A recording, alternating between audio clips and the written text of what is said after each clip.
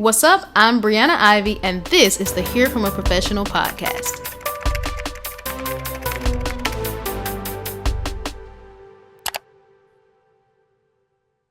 Good morning, Christine. How's it going? I'm well. How are you? Great to I be am here. great. I'm so excited because I just know this episode is going to be very insightful and informative and educational for the audience, not only about learning more for your career, but about the intersection between IP law and STEM professionals. So, before I nerd out and pick your brain about that, we're going to go back a little bit, and I would love for you to tell us more about you, who you are, some of your interests, and what your current role is today. Yeah, excellent. So, hi everyone. My name is Christine Hollis. I am originally from Chicago, but am a proud graduate of Spelman College.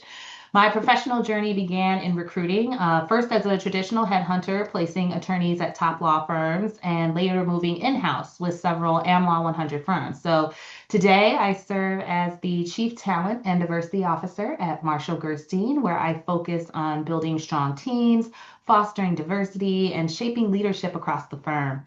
Outside of work, I am deeply interested in the intersection of psychology, leadership, and human behavior, which really has influenced much of my career.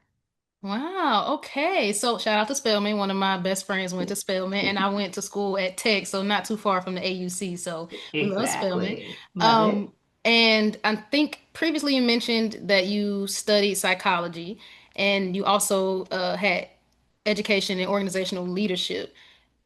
How did you land on those two areas of interest? Yeah. So I became interested in psychology really early. It was in high school. And by college, I knew it would be my focus. So my courses are what introduced me into industrial organizational psychology, which is essentially psychology of the workplace and emotional intelligence. And it fascinated me. And so then that interest led me to pursue graduate studies in industrial organizational psychology, which eventually led into more leadership focused work. Oh, very cool. I took one psychology class and it was a lot of memorization. And I was like, this is cool, but I think I'm gonna leave it to the people who will probably do it better than me. Fair, fair. Yes. And you spent most of your career as a recruiter. Is that something that you knew you wanted to do after you graduated, or did it just kind of fall in your lap? And you was like, actually, I really like this. You know, not at all. I'm one of those lucky people who can say that my career chose me. Okay. There really isn't an academic pathway to becoming a recruiter. So I just fell into it and it fit me perfectly and I took to it right away. So it was just something that I pursued. Okay, that's very cool. It's always great when things just kind of happen so, and it's so fitting, and it's like, wow, this really fits me, and I enjoy it. So I'm glad that was a part of your story. How do you think the skills that you gained from studying psychology and organizational leadership led to you being a good and well-rounded recruiter?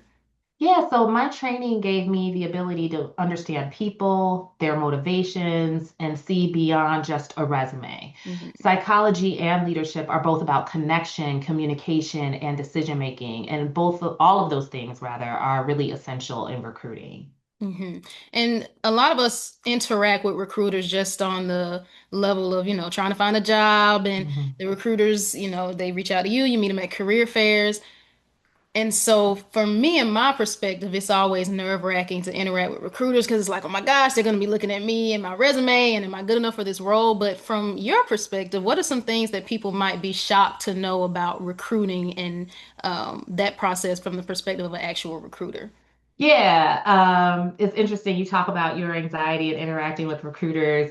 Recruiters love it because people are a constant variable. hmm They will always surprise you, which means recruiting is never static. And that's the fun of it. So you have to be able to establish rapport quickly, hmm both with candidates, the people that are looking for positions, and clients, the people who are looking to hire. So each of those audiences can see you as a trusted resource and ally in the process. So good recruiters are people who can really establish rapport with people very quickly, and Yes, you'll know them. that's really great because I think the experiences with recruiters that I've had, the ones that have been the most memorable for good reasons were from recruiters who I felt like tried to make that connection with me and tried to like put me at ease and then started asking me about my experiences and what I was interested in. And that kind of made me more confident to talk about those things. Mhm. So it's good that you say that. And that's a tip for anybody who's getting ready to interact with a recruiter. Just also you try to look for those connection points so it can kind of put you at ease and get rid of some of that anxiety. So thank you for sharing that. Yeah. Yes. And then now you're in the legal field, in the legal space.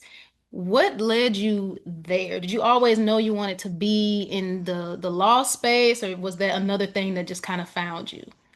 You know, it just kind of found me, to be quite I honest. love I that. I know. I started as a recruiter in the legal industry. So I started in this specialized field as a traditional headhunter. I was placing attorneys into law firms across the country. What drew me in, honestly, was the pace and complexity of the legal industry. It's fast moving, it's Mhm. relationship driven, it's highly competitive. And so over time, I transitioned into more in-house roles where I worked as a recruiter for an actual law firm Mhm. before moving into my current role. So each step in my career reinforced how much I enjoy the legal industry and the challenge of matching top talent with the right opportunities.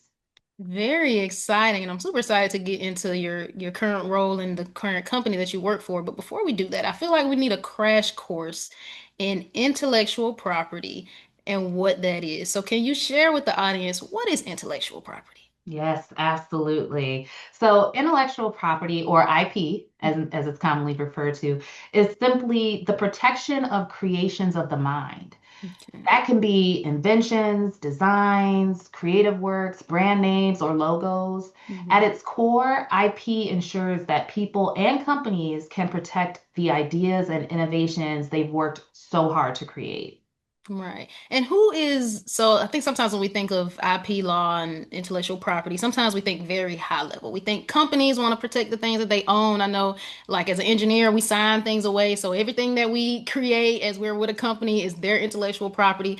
But who is intellectual property actually important to? Is it only important to big companies or is it important to people like you and I as well? It's important to everyone.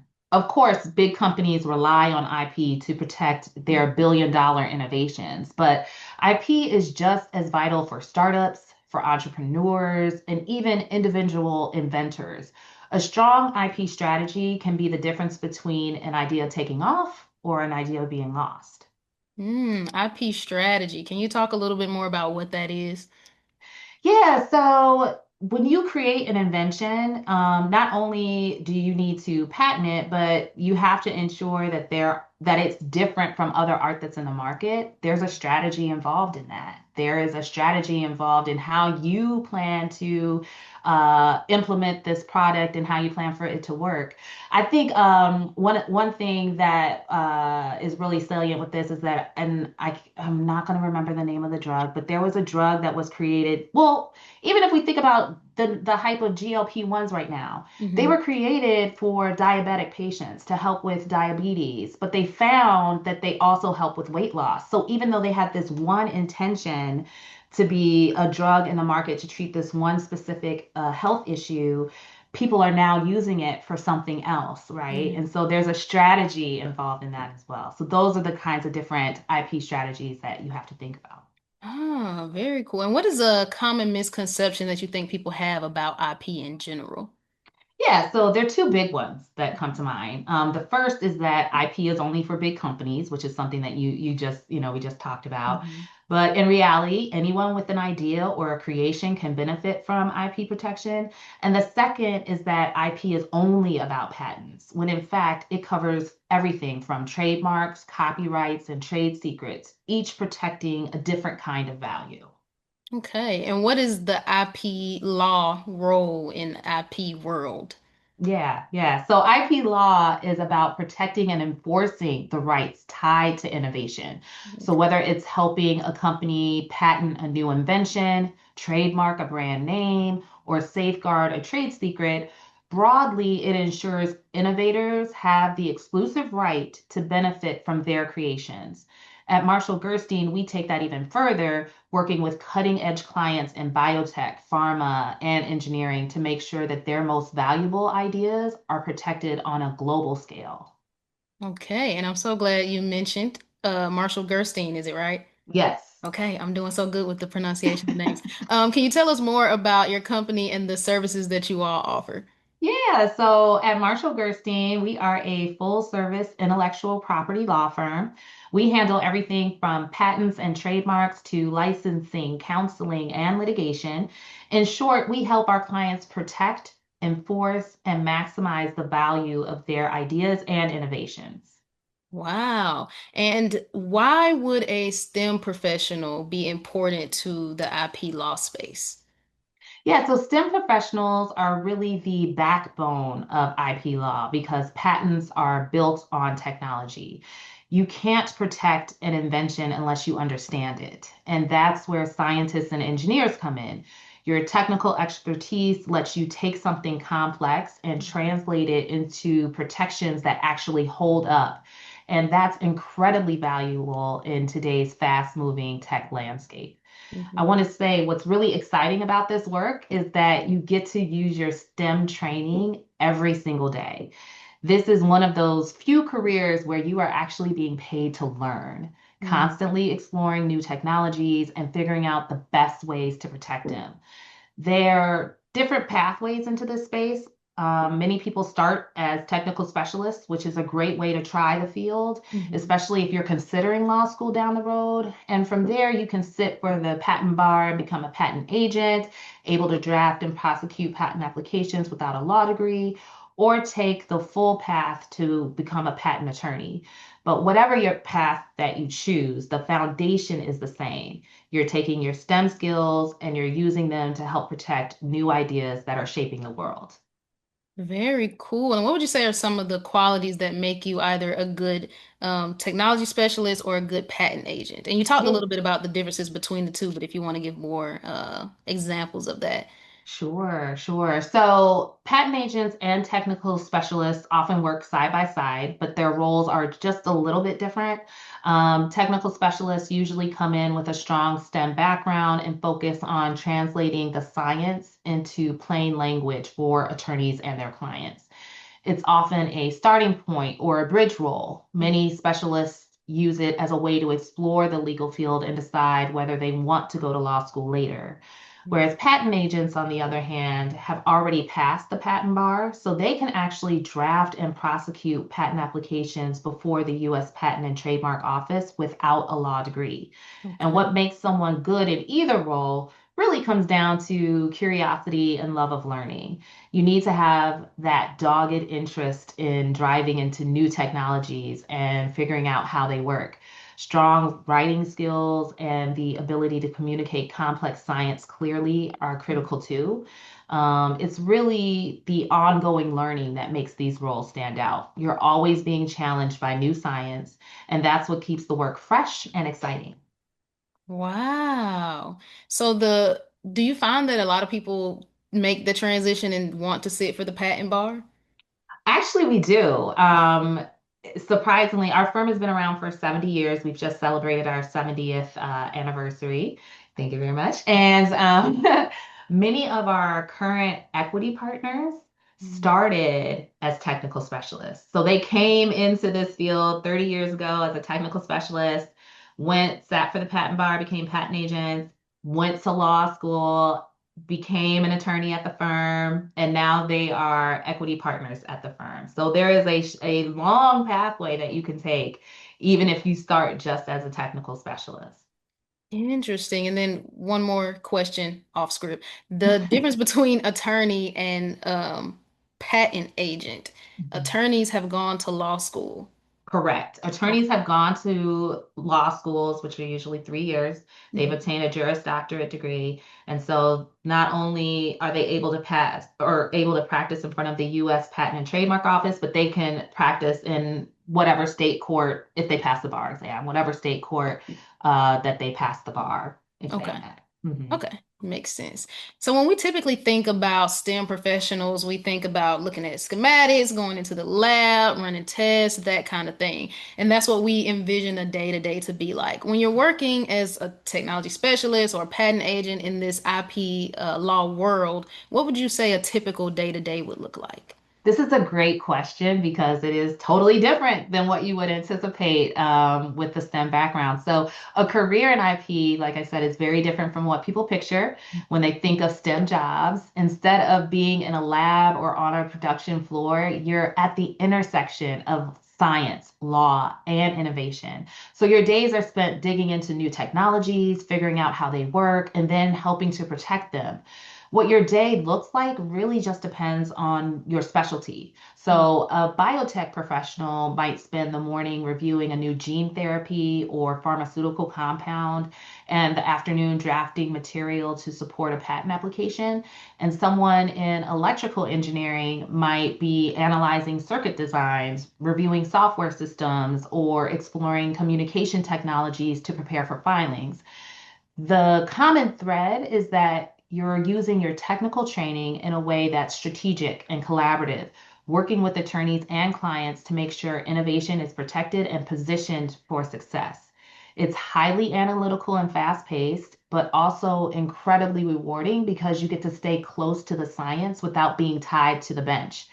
Every day brings something new to learn, and that constant variety is what keeps so many people in this field so long. Wow. I'm glad I asked that question also because it's really cool to know that you still get to be in like the world of whatever your field is. So like you said, reviewing, I'm an electrical engineer. So when you say reviewing circuits or software systems, I'm like, oh, so you still get to touch the things that you're passionate about, but then you also get to see it play out in new technology, which sometimes you don't always get to see in like a typical role, emerging technologies that you might not learn about until they hit the big market, and then how that exists with the landscape of everything else that exists. So it's very cool that you get to have your hands in all these things and probably learn a little bit about the law while you're just interacting with everyone else that it takes to make a patent. So Absolutely. that's really cool. And then I had another question, but I didn't jot down the full thing. So I'm gonna cut that part out. Um, um, and I just mentioned like learning from each other as you're working on a patent. How would you describe the relationship between technology specialists, patent agents, and attorneys while that process is going on? Yeah, so creating a patent is truly a team effort. The technical specialists and the patent agents are the ones who get to dive deep into the science. They analyze the invention, break down how it works, and translate the technical details into language that can be used in a legal context. The attorneys then take that technical foundation and layer in the legal strategy, making sure the application is strong, defensible, and tailored to the client's goals. Mm. It's a very collaborative relationship. So everyone brings their expertise to the table, and that mix of science and law is what makes the process work. For the client, that means their innovation is not just protected on paper, but protected in a way that will stand up under scrutiny and deliver real value in the marketplace.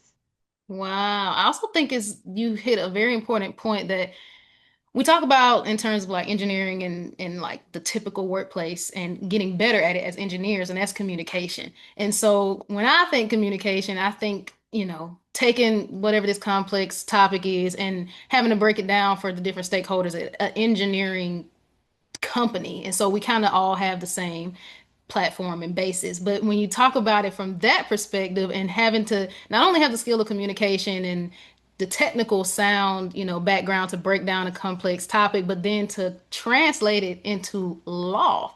And Hmm.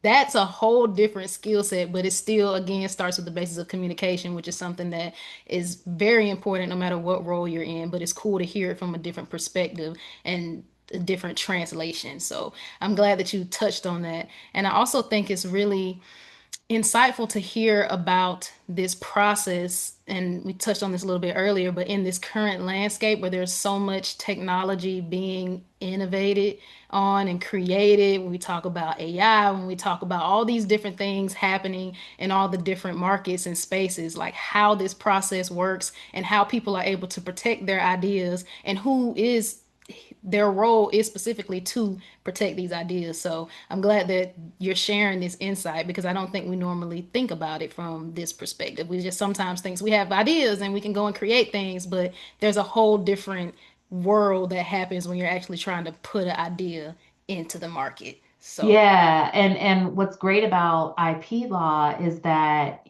because these ideas that we're all seeing now that are household names had to go through a patent process, which means our attorneys, technical specialists, and patent agents saw this technology years before it became a household name. Our firm and firms like ours were working on AI tools and chat GPTs mm, 15, 20 years ago. And yeah. now the Googles, the Facebooks, the chat GPTs are what is all in the current vernacular and lexicon of the world, but it's innovation that we had been working on years and years ago.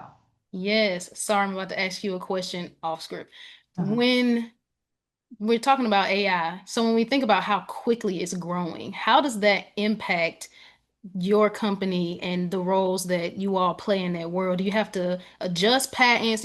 Are you able to add things to them? Like, how does the rate at which technology is rapidly growing impact the roles and you guys' day to day? Gosh, it's impacting it enormously, which is also why it's especially the invention and the fine tuning and the creation of AI is really why or one of the reasons why our electrical engineering group is our largest group at our firm. That technology is so hot right now. And there's, you know, the level and the invention that's coming up that you and I as lay people don't know of yet, Hmm. is so advanced that we're even finding some of our technical specialists and patent agents are really like in the throes of it, trying to learn this new stuff, to Hmm. understand it, to be able to kind of translate it and protect it.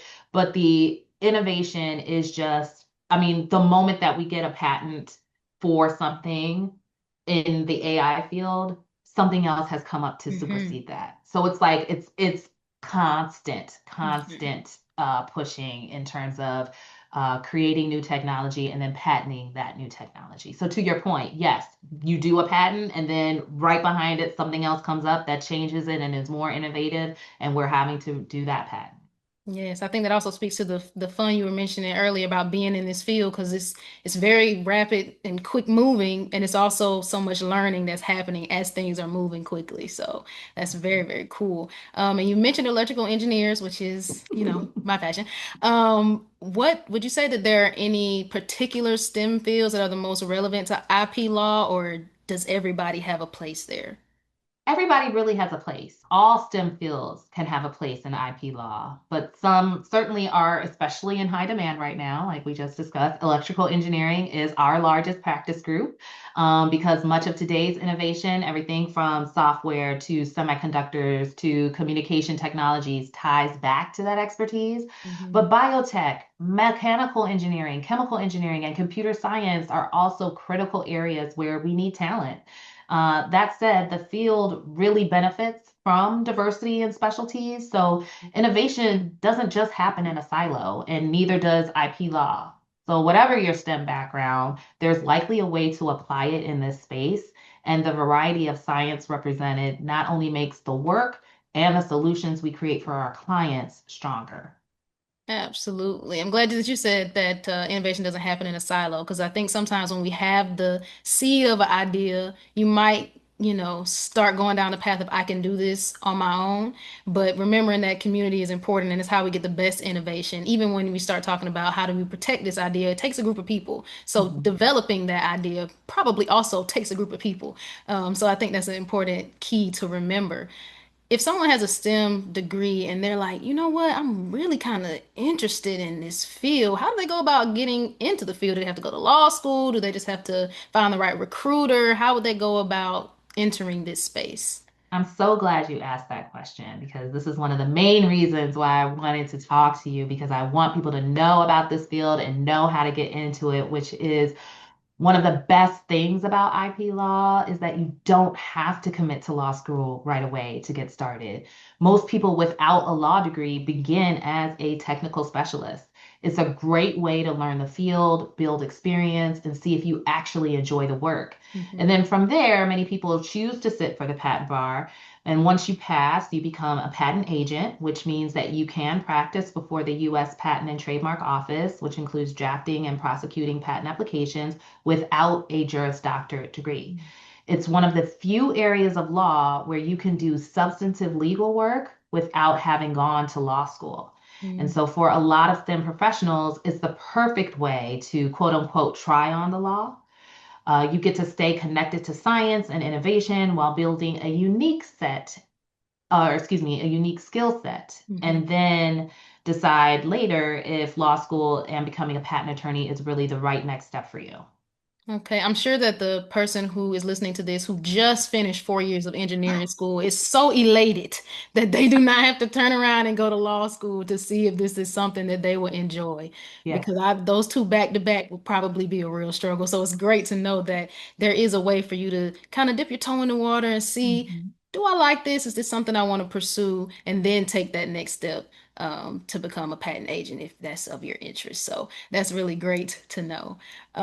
You touched on this a little bit earlier, but just in kind of your own experience and what you've seen, how would you describe working at the intersection between um, IP law and STEM? Yeah, so working at the intersection of STEM and law is the best of both worlds. You stay close to the science and technology that you love, but then you also get to see the bigger picture, how those innovations are protected, commercialized, and brought to market. It's intellectually challenging because you're constantly learning, but Mhm. it's also rewarding because you get to see the real world impact of your work.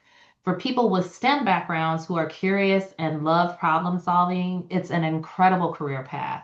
You're not stepping away from science, you're actually leveraging it in a whole new way that helps drive innovation forward. Wow, sounds like a great opportunity for anybody who's passionate about innovation. So, Yeah. yes. And your particular role, you are the Chief Talent and Diversity Officer at Marshall and Gerstein.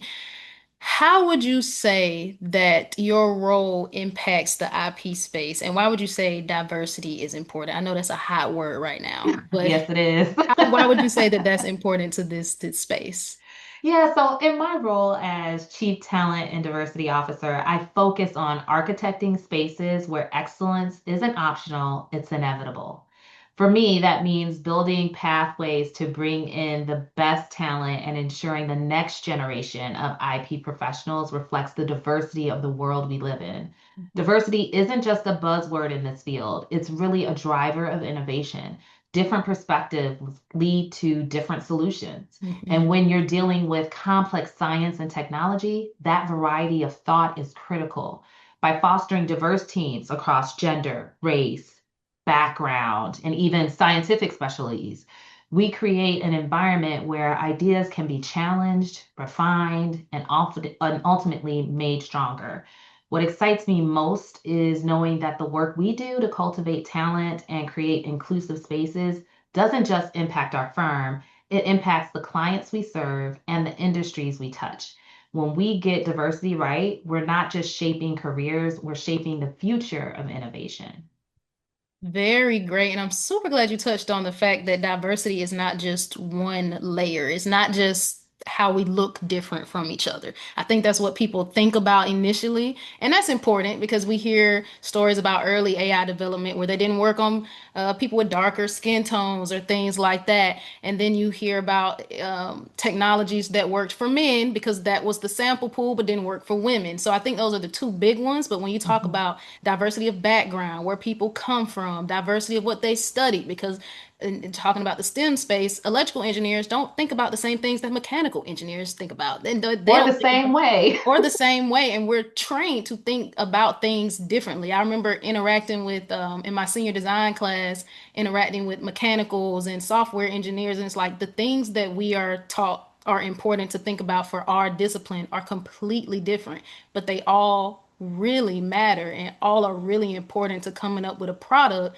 that, we can put out into the marketplace. And I remember we were working on a baby incubator and we thought the design was absolutely great. The mechanicals thought it was great, but then we had a biomedical engineer that was like, it works well, but it doesn't look, and it had like certain things that would not be good for the baby and like how the air moved and things like that that we didn't really think about as electricals. Mechanicals thought about heat flow and biomedicals thought about, okay, if you put the baby in, a different way, what things then do we think about? So it's like diversity on so many layers is so important for us to put out products that not only work well but are quality and that actually have a positive impact on the communities that we're putting them in. So I'm glad that you touched on all the different layers of diversity.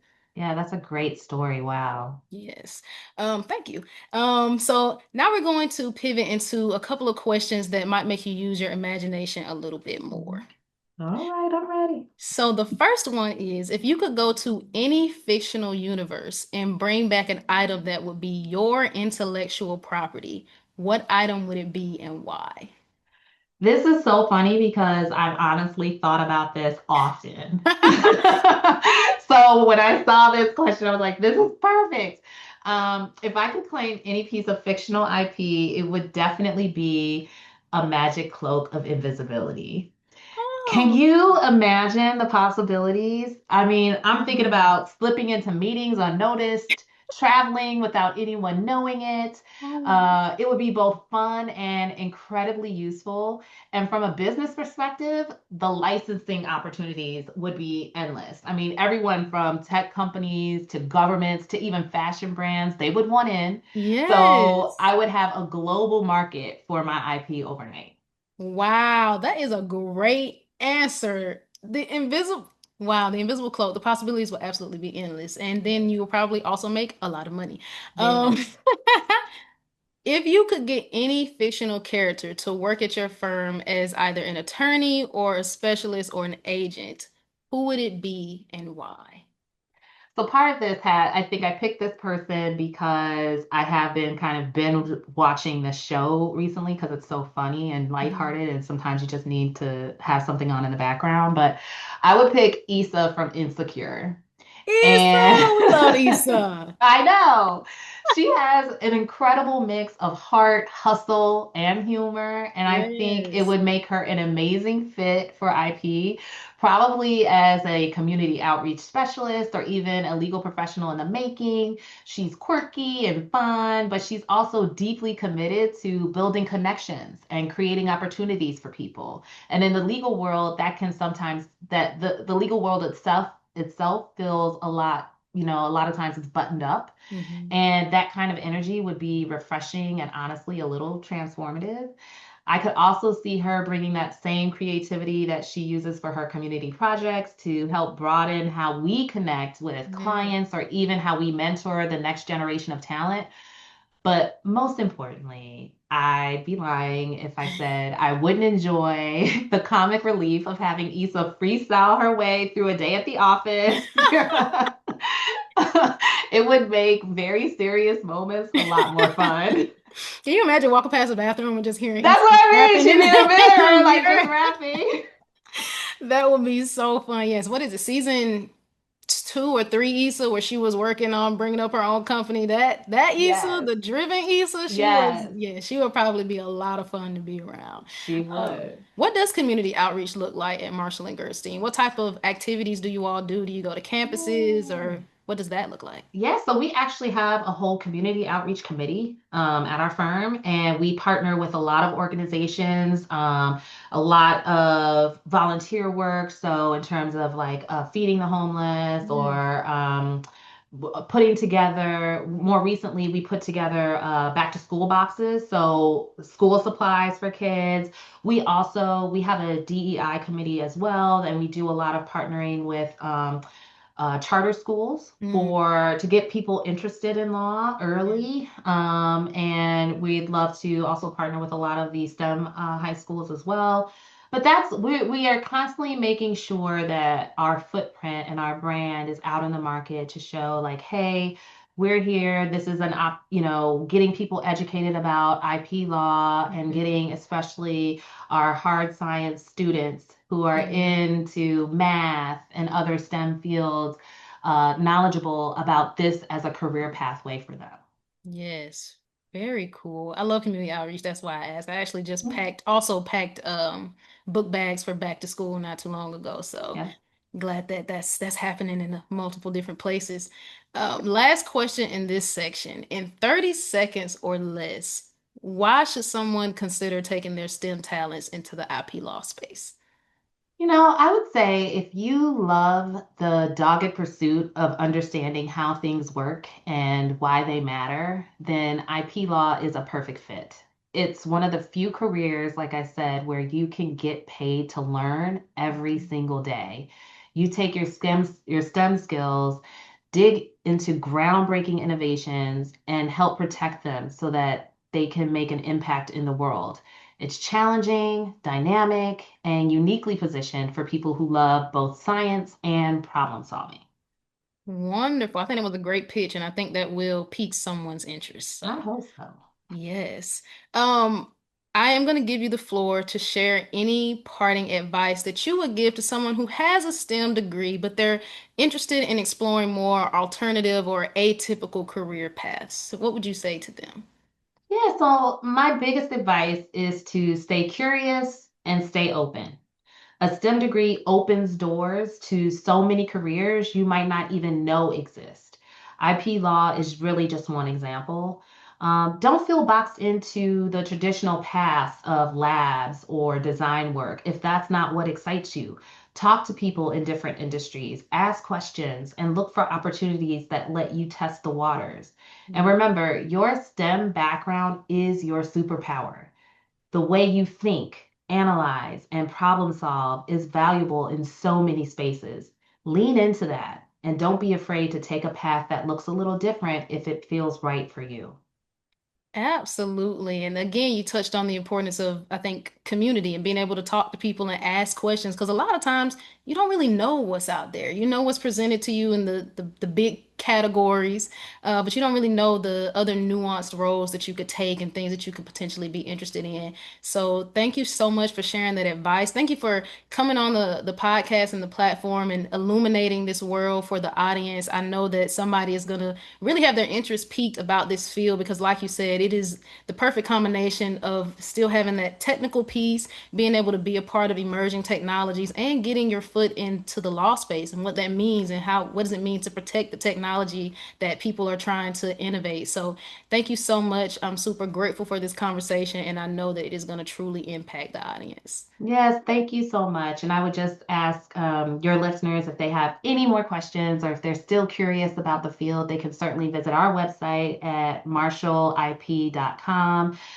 We list kind of the different employees that we have working with us, the different career paths, and we always post our job openings. So that's a great place to learn. And I will say this, people love to talk about themselves. So please reach out to your networks. Go on LinkedIn and find somebody who's doing something that sounds interesting to you and ask them for a coffee or a 15-minute phone call to talk about how they got into that field or how they like that field. They more often than not will respond because they would love to tell you their story, their origin story, and people love to share that. So I encourage your community to tap into their networks, explore what other people are doing, and find the path that works for them. Absolutely. Thank you so much. Explore, explore, explore. Thank you again for coming on, and I hope you have a great rest of your Saturday. Thank you so much.